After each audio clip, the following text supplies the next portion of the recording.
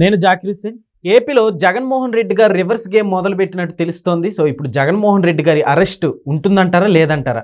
So దీని గురించి discuss చేద్దాం. ప్రస్తుతం మనతోటి సీనియర్ జర్నలిస్ట్ శేషరావు గారు ఉన్నారు. వెల్కమ్ చెప్పేద్దాం.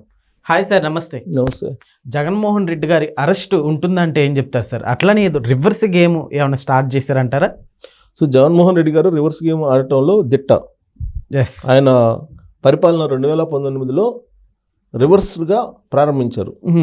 వాళ్ళ సోషల్ మీడియాలో అంతా వైరల్ అవుతున్నటువంటి న్యూస్ ఏంటంటే ప్రజావేదిక ఆ రోజున కూల్చివేశారు. ఏ రోజైతే 2019లో కూల్చేశారో అదే డేట్ ఇవ్వాలంట. ఎస్, ఇవాళ డేట్ని ఆయన కూల్చేశారని చెప్పి వస్తున్నాయి. సరే, అది అలా ఉంటే ఆయన అరెస్ట్ చేస్తారా లేదా అనేది అంతులేని కథలాగా వినిపిస్తుంది. ఎస్ సార్, అవును. మరి ఏ కేసులో అరెస్ట్ చేస్తారు? అనేక కేసులు ఉన్నాయి ఆయన మీద. ఏ కేసులో అరెస్ట్ చేస్తారు అని అంటే ఏ కేసు వచ్చినప్పుడు ఆ కేసులో అరెస్ట్ చేస్తారని ప్రచారం జరుగుతుంది.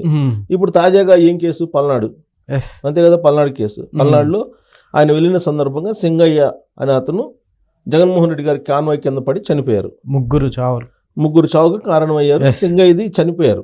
సింగయ్యది డైరెక్ట్గా ఆయన కారు కింద పడి చనిపోయారు. ఆ కేసులో ఆయన A2గా ఉన్నారు. A1గా ఎవరున్నారు? రమణారెడ్డి అనేటువంటి డ్రైవర్ ఉన్నారు. ఆ డ్రైవర్ని అరెస్ట్ చేశారు. డ్రైవర్ దగ్గర నుంచి వాంగ్మూలం తీసుకున్నారు. ఆ వాంగ్మూలంలో ఏమడిగారు ఆయన్ని? ఇది జగన్మోహన్ రెడ్డి గారికి చెప్పారా లేదా మీరు? మనిషి అయితే నీ కారు కింద పడినది నువ్వు గమనించావు కదా అని అంటే గమనించానని చెప్పి చెప్పారట విచారణలో ఆయన, రమణారెడ్డి అనే డ్రైవరు. మరి గమనించినప్పుడు నువ్వు జగన్మోహన్ రెడ్డి గారికి ఈ విషయాన్ని చెప్పావా లేదా అని అంటే ఆయన నేను తెలియజేశాను, చెప్పాను అని చెప్పారట రమణారెడ్డి డ్రైవరు. ఆయన వాంగ్మూలం మేరకు జగన్మోహన్ రెడ్డి గారిని అరెస్ట్ చేస్తారు అనేటువంటిది వినిపిస్తుంది. ఎందుకనంటే జగన్మోహన్ రెడ్డి గారు వాంగ్మూలం తీసుకోవడానికి తాడేపల్లికి ఆల్రెడీ 2 రోజుల క్రితమే వెళ్ళారు పోలీసులు. కానీ ఆయన అక్కడ లేరు. ఎక్కడున్నారంటే బెంగళూరులో ఉన్నారని చెప్పారు. బెంగళూరు అక్కడ ఉండేటువంటి అలహంకా ప్యాలెస్కు ఫోన్ చేశారు. ఫోన్ చేస్తే లేరు, ఇక్కడ విక్టోరియా హాస్పిటల్కి వెళ్ళారు అని చెప్పారట. సో దాంతో జగన్మోహన్ రెడ్డి గారు వస్తే అరెస్ట్ చేస్తారు ఆంధ్రప్రదేశ్ పోలీసులు అనేది అనుకున్నారు సహజంగా. కానీ ఆయన ఏం చేశారు? ఇప్పుడు తాజాగా ఇప్పుడు ఆ కేసుని కొట్టేయాలని చెప్పి క్వాష్ పిటిషన్ వేశారు హైకోర్టులో. ఈ క్వాష్ పిటిషన్ మీద వాద ప్రతివాదనలు జరుగుతూ ఉన్నాయి. లంచ్ మోషన్ మూవ్ చేశారు. లంచ్ మోషన్ మూవ్ చేస్తే హైకోర్టు ఏం చేసింది? రేపటికి వాయిదా వేసింది. సో కాబట్టి రేపటికనంటే ఈ లోపుగా అరెస్ట్ చేయిస్తారు పోలీసులు. రేపటికి వాయిదా వేశారు కాబట్టి క్వాష్ పిటిషన్ మీద విచారణ ఈరోజు అరెస్ట్ చేసే అవకాశం ఉంది అనేది సర్వత్రా సోషల్ మీడియాలో వినిపించింది. దానికి తగిన విధంగా తాడేపల్లి ఆయన ఇంటి చుట్టూరు పోలీసులు మోహరించి ఉన్నారు. ఏ క్షణమైనా ఆయన అరెస్ట్ చేసే అవకాశం ఉంది అనేదంతా వినిపిస్తుంది. అసలు తాడేపల్లి ఎందుకు వచ్చారు ఇవాళ బెంగళూరు నుంచి అని అంటే ఆయన పార్టీ విస్తృత స్థాయి సమావేశం ఏదో పెట్టుకున్నారట. ఆ విస్తృత స్థాయి సమావేశం పెట్టుకొని ఏడాది పాలనలో సుపరిపాలన అనేటువంటి మీటింగ్ పెట్టుకున్నారు చంద్రబాబు నాయుడు గారు. ఒక డైరెక్షన్ ఇచ్చారు వాళ్ళ ఎమ్మెల్యేలకి. ప్రతి వాళ్ళు ఇక నుంచి 1వ తారీఖు నుంచి ప్రజల్లోకి వెళ్ళి ఇంటింటికి తిరిగి ఏడాది పాలనలో ఏం చేశాము అనేది మీరు తెలియజేయండి. చేసింది చెప్పుకోవడంలో వైఫల్యం చెందాము కాబట్టి మీరు ప్రజల్లోకి వెళ్ళండి అని చెప్పి ఆదేశాలు ఇచ్చారు చంద్రబాబు నాయుడు గారు సుపరిపాలన అనేటువంటి రివ్యూ సమావేశంలో. ఎస్ సార్, అయితే ఇక్కడ ప్రతి ఒక్కరు క్వశ్చన్ ఏంటంటే ఇప్పుడు ఏపీలో 3 చావుకి కారకులయ్యారు. అయినప్పటికీ ఇంత లేట్ ఎందుకు అవుతుంది? గవర్నమెంట్ ఏమన్నా భయపడుతుందా? ఈ టైంలో అరెస్ట్ చేస్తే ఏమన్నా ప్రభుత్వానికి డ్యామేజ్ ఏమన్నా అవుతుందని? ప్రాసెస్ అయితే ఉంటుంది, ఒక ప్రాసెస్ ఉంటుంది. ఇమీడియట్గా ఒక సంఘటన జరగగానే టక్కున అరెస్ట్ చేయరు జగన్మోహన్ రెడ్డి గారు లాంటి వాళ్ళని. ఎందుకనంటే జగన్మోహన్ రెడ్డి గారు ఎంత అనుకున్నా కానీ రాజ్యాంగబద్ధంగా అతను ముఖ్యమంత్రిగా ఒక రాష్ట్రానికి చేశారు. మాజీ ముఖ్యమంత్రి ఆయన, ప్రస్తుతం ఎమ్మెల్యే పులివెందుల. ఈవెన్ ప్రతిపక్ష హోదా లేకపోయినప్పటికీ కూడా ప్రస్తుతం ఎమ్మెల్యే, మాజీ సీఎం. కాబట్టి ఒక కేసు కాగానే వెంటనే అరెస్ట్ చేయరు. దానికి ప్రాసెస్ ఉంటుంది, లీగల్ ప్రాసెస్ ఉంటుంది. ఆ లీగల్ ప్రాసెస్ని అనుసరించారు పోలీసులు.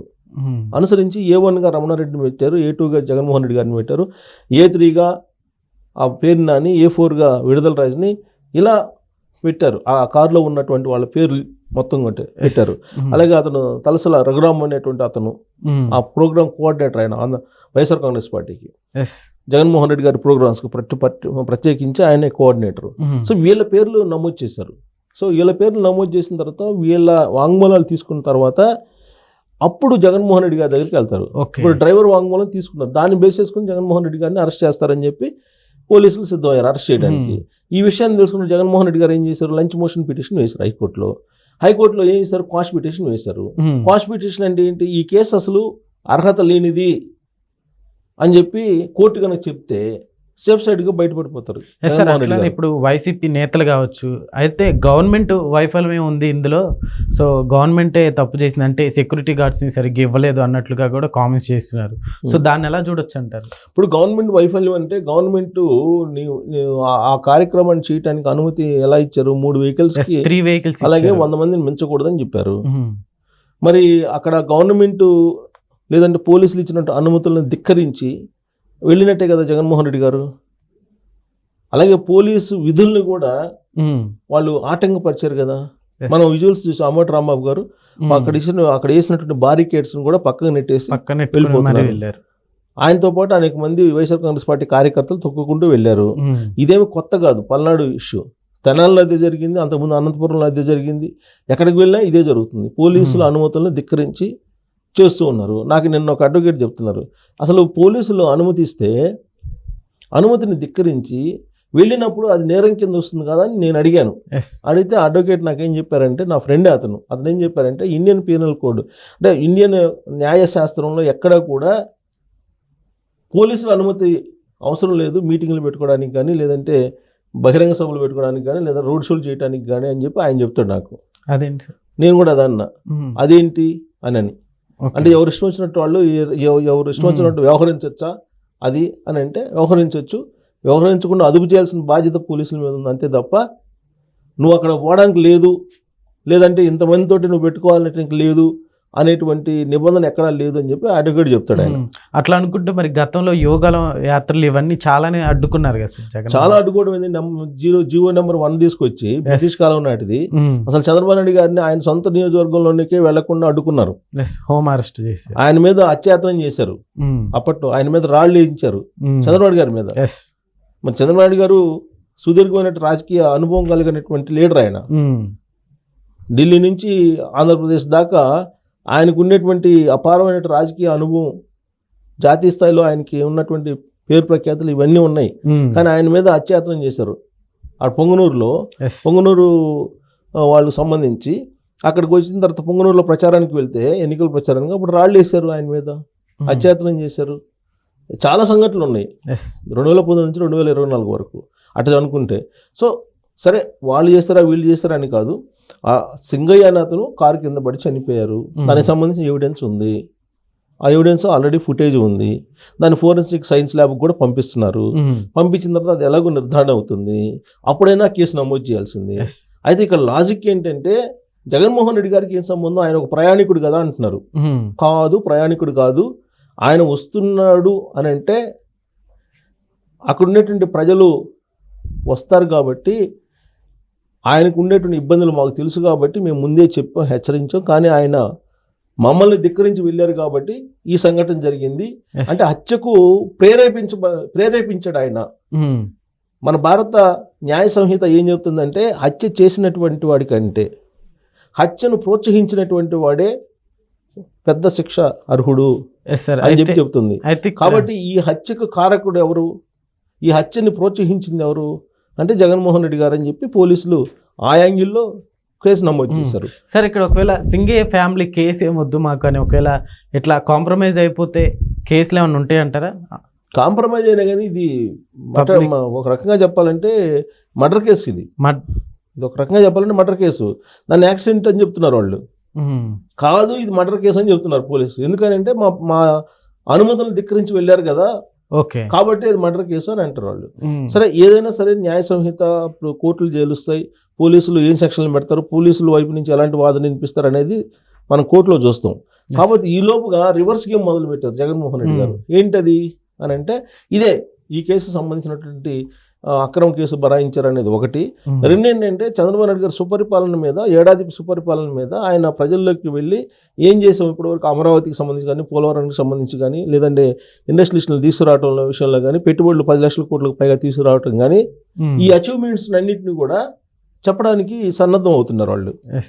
తల్లికి వందనం కానీ మ్మ్. లేదంటే ఉచిత సిలిండర్లు అమలు చేయటం కానీ, ప్రతి నెల 4వ తారీఖున 1వ తారీఖున 4,000 పెన్షన్లు ఇవ్వటం కానీ, మ్మ్. ప్రతి నెల 1వ తారీఖున ఉద్యోగులకు జీతాలు ఇవ్వటంలో కానీ, ఇవన్నీ విజయాలే. Yes. సో వీటన్నింటినీ కూడా తెలియజేయడానికి ప్రజల్లోకి వెళ్ళాలి అని చెప్పి ఆయన అందరికీ ఒక గైడ్ లైన్స్ ఇచ్చి మార్గదర్శకాలు ఇచ్చినటువంటి సందర్భంలో 1వ తారీఖు నుంచి ఎమ్మెల్యేలు అందరూ వాళ్ళ నియోజకవర్గంలో పర్యటనకు వెళ్ళి ప్రజలకు దగ్గర కావాలని చెప్పి చేస్తున్న ప్రయత్నంలో భాగంగా ఆయన విస్తృత స్థాయి సమావేశం తాడేపల్లిలో పెట్టుకున్నారు. Yes. పెట్టుకొని ఎవరైతే ఎమ్మెల్యేలు వస్తారో వాళ్ళని నిలదీయండి, సూపర్ 6లు అమలు చేయలేదు, సూపర్ 6లు అమలు చేయలేదు, ఒకవేళ అమలు చేసినా కానీ లబ్ధిదారులను తగ్గించారు, ఇలా ఏదో ఒక కారణంతో వాళ్ళని అడ్డుకొని మొత్తం ఇప్పుడు ఈ పల్నాడులో ఏ విధంగా జరిగింది అలాంటి సంఘటనలు జరగాలి ప్రతి చోట ఆంధ్రప్రదేశ్లో అనేటువంటి దాంట్లో రివర్స్ గేమ్ మొదలుపెట్టాడు ఆయన. Okay. ఆ రివర్స్ గేమ్కి సంబంధించి దిశానిర్దేశం చేయడానికి తాడేపల్లిలో వాళ్ళ విస్తృత స్థాయి సమావేశం పెట్టుకున్నారు. మ్మ్.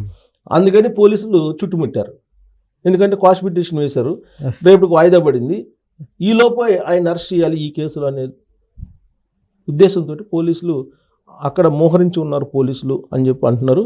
సరే, మోహరించిన వరకు పరిమితం అవుతారా లేదంటే అరెస్ట్ చేస్తారా అనేది అది పెద్ద $1000 ప్రశ్న. ఎందుకంటే అంతులేని కథలాగా జగన్మోహన్ రెడ్డి గారి అరెస్ట్ అనేది కొనసాగుతూ ఉంది. Yes, sir. అందువల్ల ఆయన అరెస్ట్ అవుతాడు ఖచ్చితంగా 100% అని చెప్పి కూడా మనం చెప్పలేని పరిస్థితి. మ్మ్. అరెస్ట్ అయ్యేంత వరకు కూడా మనం చెప్పలేని పరిస్థితి. Okay. సో అరెస్ట్ అయినప్పుడు అరెస్ట్ అనుకోవాల్సిందే, మ్మ్. ఎందుకంటే ఢిల్లీ పెద్దల ఆశీస్సులు ఆయనకు సంబంధించినటువంటి వ్యవహారాలు ఇవన్నీ ఉన్నాయి కాబట్టి అంత ఈజీ కాదు. అయినప్పటికీ కూడా ఈ కేసు సీరియస్ కేసు కాబట్టి అరెస్ట్ చేసినా ఆశ్చర్యపోవచ్చు.